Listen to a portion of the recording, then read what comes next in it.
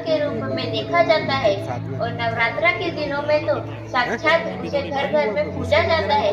फिर क्या हो गया कि आज वह अपने अस्तित्व की लड़ाई लड़ रही है, वह अपने जीवन की भीख मांग रही है।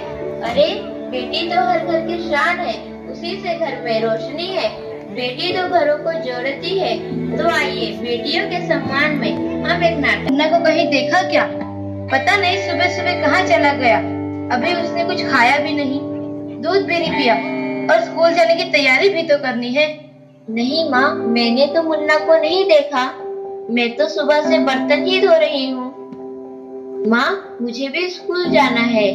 मुझे पढ़ना लिखना बहुत अच्छा लगता है। मेरा भी दाखिला स्कूल में करा दो ना माँ। ए छोरी, बड़ी है स्कूल जाने वाली, घर के काम काज अच्छे से सीख ले। आगे चलकर यही तेरे काम आने वाले हैं। पढ़ लिख कर उसको कलेक्टर बनना है। जल्दी जल्दी बर्तन साफ कर। माँ जी, मीरा को भी स्कूल में दाखिला दिला दीजिए ना, उसे भी पढ़ना लिखना जरूरी है। तू चुप कर, पढ़ना लिखना ये तो केवल लड़कों का काम है। उन्हें आगे चलकर घर गृहस्थी की जिम्मेदारी जो संभालनी होती है।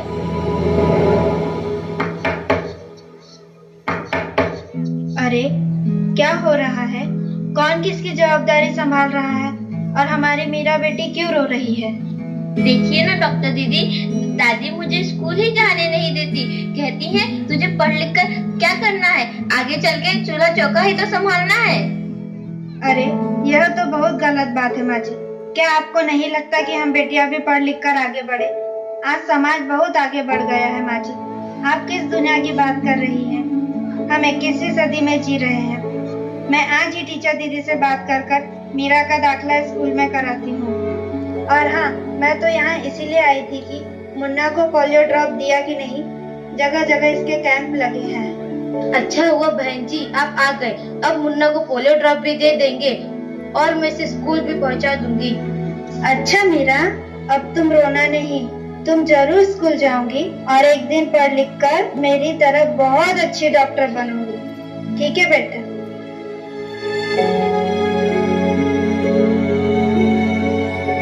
बहू, जरा एक गिलास पानी तो लाना। अभी नहीं बाबूजी। ये लीजिए बाबूजी। अरे ये देखो, अखबार में प्यारी बेटी के बारे में कितनी सुंदर कविता आई है। आओ मैं तुम्हें यह कविता पढ़कर सुनाता हूँ। कहती बेटी बाह पसार, मुझे चाहिए प्यार दुलार। बेटी की अनदेखी क्यों करता है निष्ठुर संसार। सोचो जरा हमारे बिन बसा सकोगे घर परिवार। गर्भ से लेकर यौवन तक मुझ पर लटक रही तलवार। मेरी व्यथा वेदना का अब हो स्थायी उपचार। जब माँ ही जग में न होगी तो तुम जन्म किससे पाओगे। जब बहन न होगी घर आंगन में तो किससे रूठोगे, किसे मनाओगे। जब दादी नानी न होगी तो तुम्हें कहानी कौन सुनाएगा। जब कोई स्वप्न सुंदरी ही न होगी तो तुम किससे ब्याह रचाओगे। जब घर में बेटी ही न होगी तो तुम किस पर लाड लुटाओगे।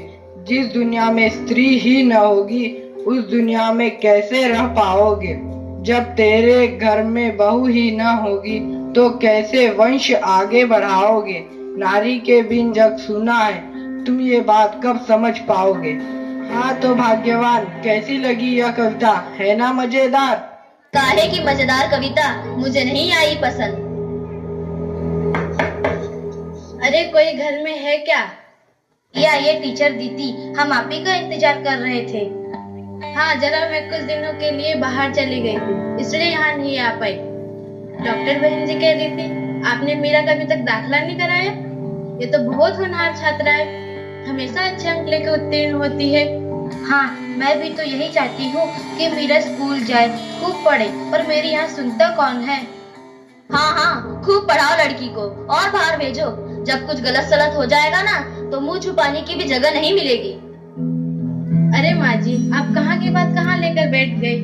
मीरा को 10वीं तक तो पढ़ाई पूरी कर लेने दीजिए, आगे की पढ़ाई के बारे में बाद में सोचेंगे। हाँ टीचर दीदी, हम मीरा को अवश्य स्कूल भेजेंगे। मैं उसे मेरे जैसा अनपढ़ नहीं रहने दूंगी, उसे खूब पढ़ाऊंगी। कल मीरा को तैयार रखना, मैं उसे लेने आऊंगी। क्यों दादाजी, सही कहा ना मैंने?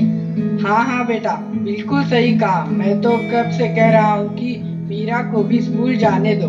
प्रणाम दादाजी। प्रणाम बेटा।